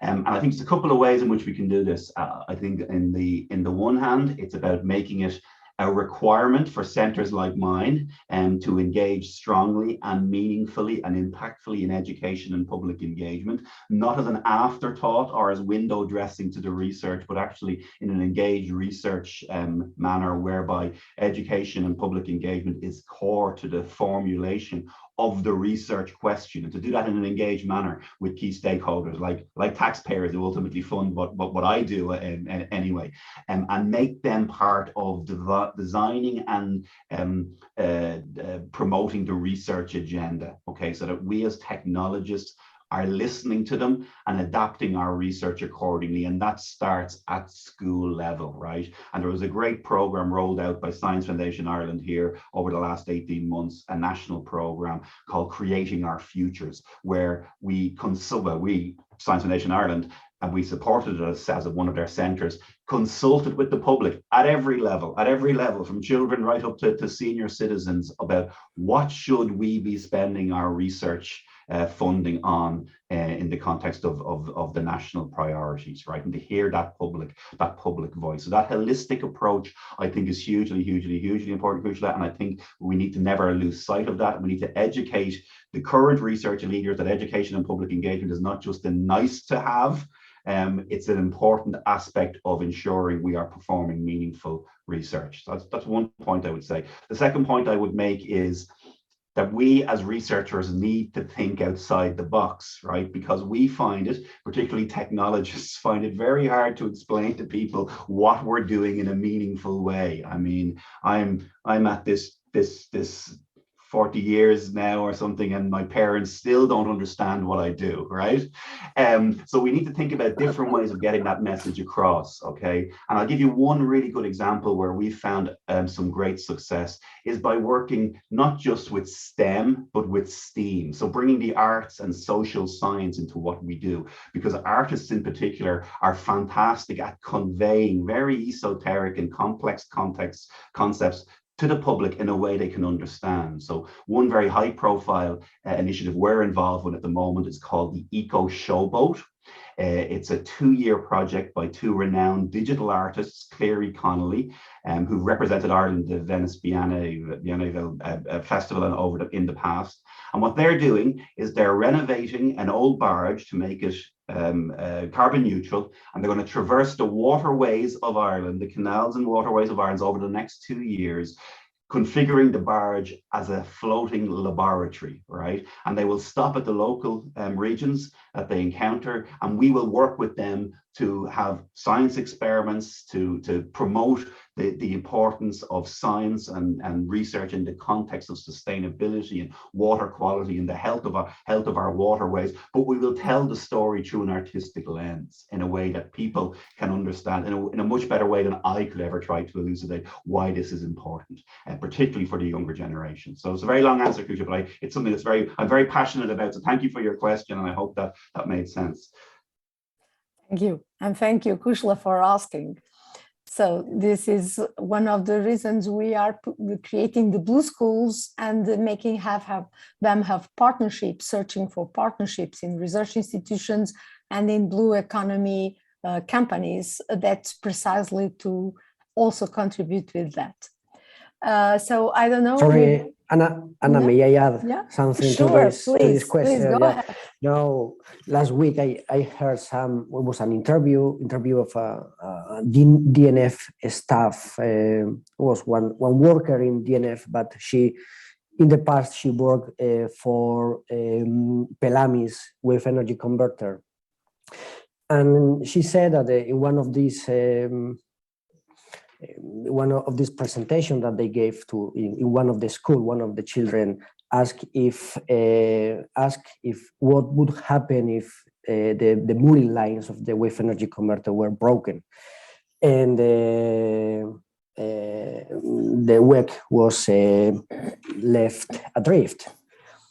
And from this question, they decided to include this point in the risk assessment, in their internal risk assessment procedure. So sometimes the mind of the children is wonderful. We need to think that. So the children are wonderful, and the mind of children as well are wonderful. Yeah. So we are thinking about the contributions from the experts to the education, to the children. But what you say is that we should also consider the possible contributions of the children to the development and resilience of the economy. This is a very good one. Thank you for noting that. And quite true, quite true. Now, I don't know who wants to start. Jan. Up to Jan. Okay, Jan. I can if you want, but first of all, thanks for having me. Thanks, John and Noel, for the presentations. I mean, very enlightening. I've been invited to be a challenger, but I don't think I'm going to challenge much in today's because I kind of aligned with like most of your positions. So but like a few points I wanted to jump back and what you said, Noel, like the importance of the blue economy and something that I think 10 days ago, the former MEP, Jezin Messner, has been said during one workshop that there can be like Green Deal without the Blue Deal. So there cannot be like a vision and achieve like the successful Green Deal without implicating like all the different parts of the blue economy. And as part of this, I think youth, ocean literacy, and blue skills are key components to achieve this objective. So that's why we've been working like lately, and I mean I think since for almost 10 years now, how to implicate like the younger Europeans in the definition of European politics, European elections, or to actually receive their feedback and their vision on how to shape blue economy. I think the main point where we still struggle today is, today we are in like Atlantic Facade and Atlantic Strategy Committee, but even within our countries in France, it's complicated sometimes to implicate and to engage citizens that don't live close to the sea. And there's this emotional gap that exists. I mean, it's a natural one, but it's still really hard today to engage those people and to make them realize that everything is connected. And I think in that way, like digital ways and digital tools can be like really powerful. As you said, art and digital art are like one solution. I'm also working on sports as part of my job. So there is also like digital sports and how to convey message usually to the younger publics. Well, so this is for Atlantic Arc, but the situation is pretty similar at the European level. It's sometimes really complicated to realize to people in Czech Republic or other countries that are like inland that they have like an emotional connection with the ocean. So I don't know if you share that vision, if you have like how to say, the same problematic sometimes when you create a project, and do you agree that maybe like a digital ways can be like a way to achieve this? Yeah, should I jump in first, John, and then maybe say a few words? Yeah. or do you want to go? Could you please repeat the question, please? No, sorry. Basically, it would be like digital tools, and digital tools could be like a way to engage people that are not like living close to the ocean or waterways, and to reduce this emotional gap towards people and aquatic environments. Yeah, maybe there are two main groups in this. So on the one hand, we are talking about retaining talent, etc., and then we are talking in the another group. We are talking about the public awareness. Maybe this is the part that we are addressing now. So yeah, that's true, and we need to do things to proceed in this or gain this public awareness, not only to engage people or retain talent for future workers in these sectors in order to progress in this technology development. Basically, we need or we want the best people here working with us in this fascinating sector. But on the other hand, we need the public awareness towards the blue energy, because maybe in the future we can have lots of multi-megawatt wind farms installed, in front of our coasts, and this requires a work to done previously. Of course, I've never thought in this approach of how we can use these digital tools to gain public awareness, but it could be interesting.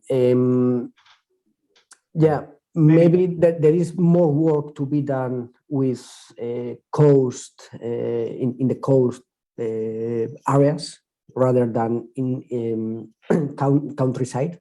I mean, because we need to gain public awareness mainly in this area. But yeah, we have, for instance, we have a test site here, BMEP, and we make a virtual visit, etc. So, in order to show people how is the work we are doing, okay, in order to let them know too that this sector is a sector that is just towards the development of the technology in the path to the commercializations. So there is a long path to be done here. We have technologies that are in development stages, so they are prototypes, big prototypes, etc. So we need to explain more or less to citizens what we are doing, because they see that maybe we are installing off the coast some prototypes, but after a short time, 6 months, 1 year, we are decommissioning this and removing these prototypes. So here is thinking, people are thinking, okay, what is happening here? So they put something and it lasts almost 6 months, and what are they doing here? No, so we need to use this. I think they are helpful, these kind of tools to explain citizens that no, we are just developing the technology, so we don't have a robust, efficient technology. Towards this, in this path, we need to develop the technology. We need to deploy prototypes, tests, decommission, improve, and deploy again and again and again. So we need to think more about this kind of things, and maybe I think there is more work to be done in the coast side, in the coastline, or in the coast citizens that are living near the coast rather than in the countryside. But of course, we need to gain public awareness globally. Yeah. Anna, could I give a perspective on that? Because I think it's a really interesting question. I think it goes back to the idea of digitalization not being an end in itself per se, because the technologies like high-speed internet connectivity and telecommunications networks and virtual reality and immersive reality. Those tools, those technological tools are all now sufficiently well advanced that they can be used, right? So it kind of goes back to Liam's point is, how do you use them, right? You put the infrastructure in place, but what do you do with it, right? But those types of technologies can be used as tools for reaching out and connecting with communities that are not in coastal areas or in maritime areas, for example, right? To help promote the message and the awareness of the importance of the sector and the opportunities in the sector. We had an alternative problem, the opposite problem here in Ireland in a completely different domain, right? Whereby we were trying to use culture and specifically opera as a tool for social inclusion, right? And the problem with opera is it's seen as the very epitome of social exclusion, right? Even though that's not where its origins in Europe actually are, right? So we wanted to understand, how can you bring opera to geographically remote communities, right? And a very geographically remote community in Ireland is our islanders on the west coast of Ireland, right? We are using those types of technologies, high-speed broadband, virtual reality, immersive reality in every sense of the word, multi-sensorial experiences, co-creation experiences, to allow them to experience the wonders of opera, even though they're on an island in the west coast of Ireland in the Atlantic, right? Now, if you flip that and you think about people who are inland who want to experience the coast, you could imagine a very similar usage of those technologies in a different context to help awareness of the maritime, raise awareness of the maritime sector, for example. A simple thing might be also to know what is the percentage in case where there are some renewable central, what is the percentage of energy, what is the quantity of energy that is producing. For example, if you saw that in your electricity bill, you see, like in Portugal, we always know in the electricity bill how much was produced by the eolic generator. So we could do the same with renewables, marine renewables, or also if you put some stamp in each container, this has come from the sea, I think it would greatly improve the awareness of the importance of the ports and the shipping. I see that Frederic and Liam also wants to come in. So maybe Frederic, since you are already... Liam was the first. Yeah. Was the first one in raising his hand. Okay, so Liam, please. Thanks, Anna, and can I just congratulate both of the speakers on such excellent presentations. I've heard Noel speak before, Anna, on the question of digitalization and data analytics, and it's an area into which I have made very brief and shallow forays over the years. I am by no means an expert, and even on those brief incursions into the area, I end up daunted and overwhelmed and challenged by the scale of the opportunity. So, no, just on that question of scale and the enormity of the overall task, when it's such a big challenge, it ends up being everybody's problem and nobody's problem, and yet we have to make progress. So how do we protect against inaction because of that ownership issue? Like, who's doing it, on a large scale, and what can we do to make sure that we continue to make progress, and we just don't, wait for the thing to move along. There's an ownership issue, I feel, nationally and internationally about this project, and have you views on that? Sorry, on mute. Thanks very much for that, Liam. I think it's a very perceptive perspective on the potential pitfalls that we could fall into. I mean, from my experience, this is where test beds really come into their own, because they do a couple of things. That they allow you, they provide a framework for people to come together to figure out what can actually be done in practice, right? As opposed to becoming a talking shop, right? A discussion forum where everyone comes together and we're all in heated agreement that we need to all do something, but then we all go back to our day jobs and nothing ever happens. A test bed that has to produce output, has to produce demonstrators, has to show the art of the possible, is a great way of driving that forward and avoiding that inaction piece. Also, if you make that as inclusive as possible and open the doors to anybody who wants to participate, well, then I think the question of what to do, what piece of the elephant to eat first, right, becomes almost self-selecting, because what you find then, you've got a particularly enthusiastic, active SME who says, well, we're really, really interested in A, B, and C, and that's what we like to prioritize. And then the community starts to drive the agenda, right? And you suddenly go from a very, very, very long list of things, which are all very worthwhile and so on, to a much smaller list where someone is actually going to engage, drive it forward, and do something practical on the ground, right?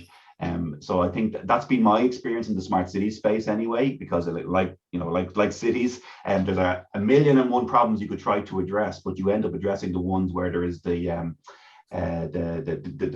willing cohort behind you, in order to help you, the coalition of the willing to actually get stuff done in practice, which means some stuff doesn't get done, by the way, but that's also a useful learning, because maybe there isn't the drive or the priority around it or the political will behind it, or so on. However, I will caveat all of that with one learning that we've had from test beds, right, is that it's very hard to get value from a test bed without some level of funding or resourcing for the key stakeholders, right? You take a high-tech startup, for example, who are concerned with their next round of investment, concerned with staying afloat, concerned with putting their product out in the market or service or whatever it might be. Very often R&D and risky R&D and innovation is a luxury that they can't afford very often. So it needs to be bolstered by some kind of supports, either from local or international agencies, which is not always cold hard cash, by the way. It can be other types of resources, right? But I think that's really, really important, because if there's no resourcing behind a test bed, and I've had this experience myself, well, then ultimately after an initial flurry of activity, it'll become that inaction that you've referred to there, Liam. In marine energy sector, the things work like in smart cities. So basically, we have different test beds or testing infrastructure, OpenSea testing infrastructure, not only OpenSea, but also test basins, etc., test rigs, etc. And at the end of the day, these places or these sites are places that different developers diverge there, so they share the place, and they can share the knowledge. At least the test site itself gains lots of knowledge that can be shared. Okay, sometimes we need to check to the IP or there are maybe some information which is sensible, and there is work to be done also here. Then regarding the funding, I said that we should do the sector attractive in order to attract talent, but also to progress in the R&D or technology development. And for instance, in this case, different co-fund projects, like we had a Ocean co-fund project. It's about to end this June, and now there is another program, CTP, Clean Energy Transition Partnership, that is now being cooked, and we think that very soon we will have so the first calls will be launching this within this Clean Energy Transition Partnership, and this funding mechanism are very useful for this kind of things that we are pursuing here, because they allow joining or bringing together different developers with R&D or other companies that are focused mainly in R&D and are focused in digitalization or these fields that are not covered by the developer itself. So these kind of mechanisms are very useful and very interesting to bring together different companies that are experts in their fields, and to make some to work jointly in order to progress in this technology development. Thank you. So now, Frederick, please can you? Yes, no, I can do it. First of all, thank you very much for your presentation. Very interesting. There are a few points that I wanted to raise and to share with you, which were more or less discussed thanks to the comments.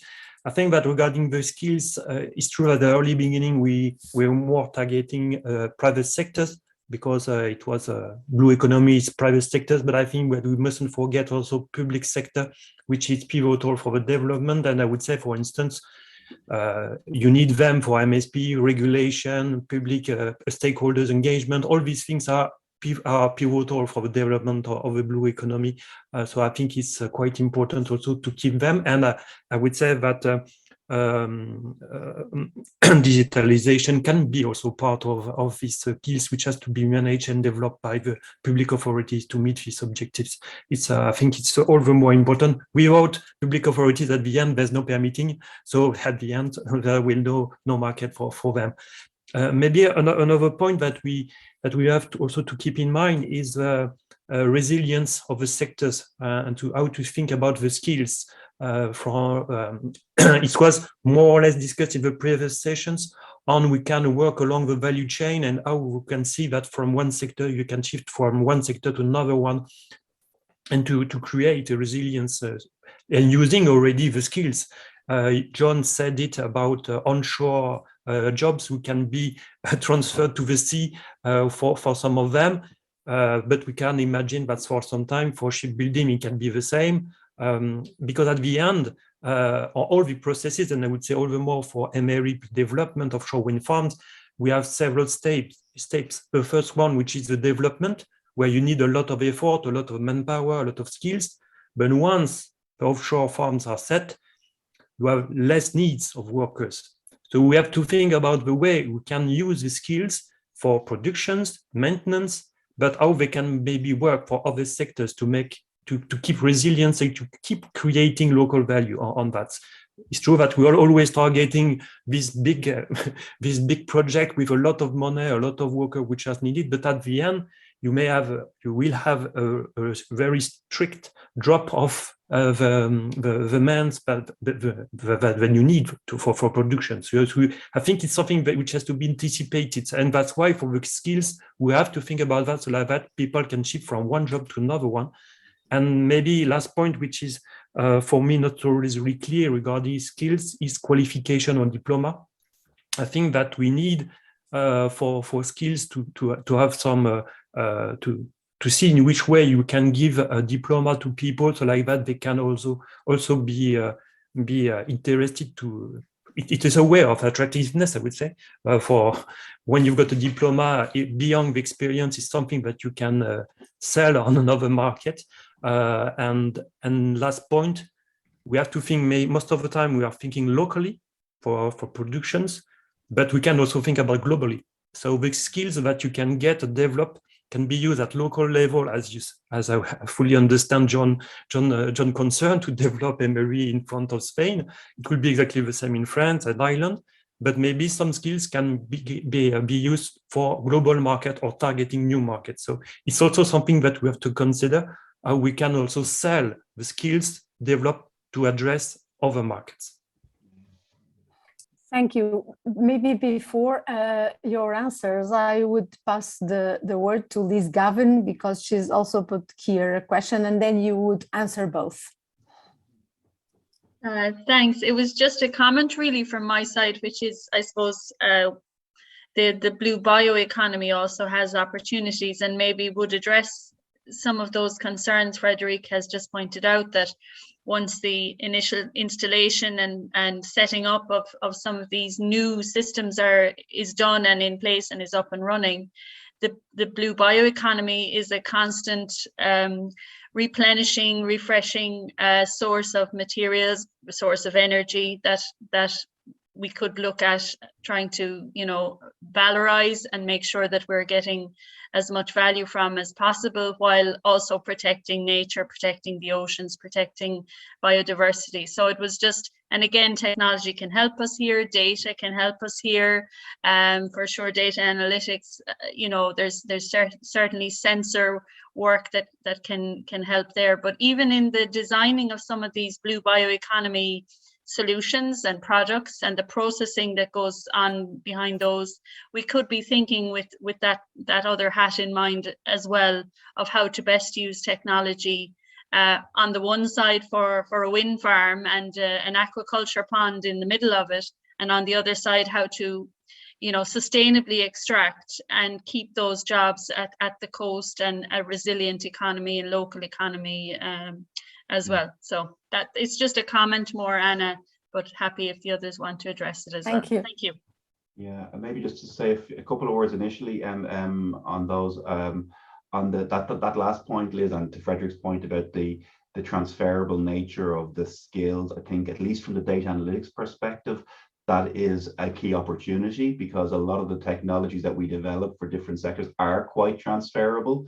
At the end of the day, the core is the data, and some data science don't even care what the data refers to. They just need to understand what they need to extract from the data, whether it's financial data or marine data or sensor data and so on. So a lot of the core techniques are transferable, and I think that's something we should bear in mind. I think it's a point that's been very well made by yourself and by Frederick.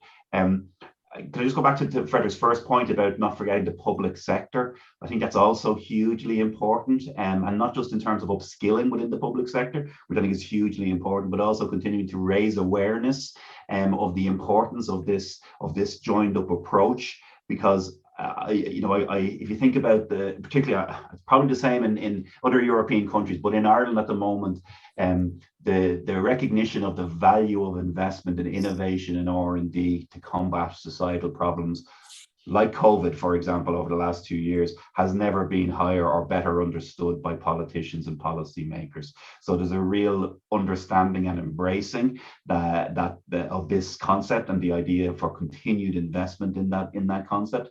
And we should continue to push the message that a key enabler of achieving the green transition will be science and innovation, as well as everything else that we need to do, and it will be in fact a key, crucial, longer-term sustainable aspect of what we do, and continue to push that message within the public sector as well, and not lose the opportunity that we've gotten over the last horrible 2 years about impressing upon them the value of science in general. Yes, thank you. Yeah, thank you for the comments and interesting questions. Yeah, regarding the public sector, and maybe focusing on the marine energy sector, of course there is a lot of work to be done in the public sector. So I am thinking in some examples, for instance, the maritime spatial planning that has been commented in the previous section. And some countries are now developing this maritime spatial planning. The availability of data, resource assessment, etc., could allow us to make better decisions, of course. Yeah, for instance, standards in marine renewable sector, there are relevant standards, but maybe there are still lots of standards to be developed, and also funding programs. So having this, the more is the information we have, the more is the data we have, the better decision we can make in how the sector is challenging, how the sector, what the sector is seeking, and basing on this information to launch an appropriate funding mechanisms. Regarding the transfer, of course, there are synergies, and this is why maybe we are seeing a fast deployment of fixed wind energy. Maybe floating, if we look to the floating industry, the development is becoming not so fast, okay? And I would like to comment, taking advantage of your question, that maybe here in the Atlantic regions, maybe northern countries have more strong tradition in oil and gas, so they have more means regarding the. I am thinking in vessels, etc., and expertise, basically workers and skills. They have better, maybe they are better prepared than southern countries that we don't have this strong tradition in oil and gas. Our blue economy has been based so far in fishing. So maybe there are some transfer in the knowledge that northern country in this Atlantic region can make to the southern country. And for instance, this wind development has been faster in fixed than in floating, but it will look to tidal or wave. We are seeing that this development of technology is not so fast, and this is because, of course, there are synergies between different sectors, but there are less synergies. And everyone is saying that wave and tidal will benefit from these progresses that are now being done in the wind industry. So this is positive aspect of this. Thank you, John. We will now have to end. Okay, so perfect. Conclude. Conclude finish with programs, teaching programs, diploma you mentioned. There are Erasmus Plus programs that in different countries. I know one which combines France, Basque Country, I think it's Norway there, and there's some still UK. I think it's UK or Ireland. So they have a joint program in Erasmus Plus, and okay, there now we are doing, or people are doing things, and in order to progress in this sector. Thank you, John. Thank you, Noel. Thank you to all those who put up questions and challenges for a very rich discussion. We now pass to the final conclusions to wrap up. So I pass to my colleague Miguel to wrap up his workshop, his panel. Thank you so much, Anna. Before I speak, I will ask Liz from my colleague, National Level of Ireland, also to say some words. This was a fantastic workshop organized together by Pillar 1 and 2. So Liz, if you don't mind. Yeah, we are very happy to have jointly prepared this, and I think the opportunity to see that, the same issues are coming up across the different Atlantic states. It's an obvious one where we can certainly combine and learn from each other, and no one country has all the answers for sure. I think our panelists very well, gave us some things to think about, and as Liam said, in particular, while digitalization is not the goal itself, it is an enabler. But we do need to now try to act on some of the ideas today, and look at how concretely we can take some of these ideas forward, so that we can have real benefit from the workshop.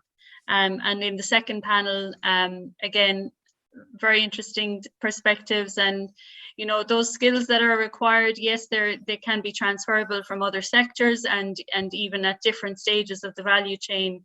That will be very important going forward. Our traditional way of looking at things, and educating our students has to be looked at as well. So thanks again for raising awareness. I think our efforts towards the public will have to be stepped up as well, and I think webinars like this today are one way to do that, and for those in the network, in the Atlantic Action Plan, and trying to achieve the objectives of the Atlantic Strategy, these webinars are really important for that. So thanks again to the Portuguese colleagues and to my Irish colleagues who've participated today. Back to you, Miguel. Thank you, Liz. This is a conclusion of this workshop 1 and the start of the workshop 2, because when we planned this, and we are very happy with the first result, because we would like to have about 50 relevant stakeholders from all the Atlantic region, and we had it and a very deep discussion on how to progress and with practical ideas. So I believe we have a lot of good insights to write in this report that, as George said in the first panel, will evolve together with everyone that would like to join in this task force of prepare the next step in terms of the careers, the blue careers and skills. I noticed that a lot of the very experienced participants in the audience, some of them would not have the possibility to speak. But again, as we are starting workshop 2 tomorrow, I call everyone to attend tomorrow, and as today, put all the questions on the table for us to evolve in the future. So thank you so much. Anna, I don't know if you want to say a final word. Just to invite you to come again tomorrow at the same hour. We will be discussing the digital transition in education, how some of these incredible tools that are being produced by our IT specialists can be used on behalf of education on one hand, and then on the other panel we will discuss how can we evaluate the impact of blue education. What will this blue education do to our future citizens? We have a lot of hope and expectations in this. So thank you all, and see you tomorrow, I hope. Thank you, everyone. Well done. Thank you. Thanks, everyone. Thank you.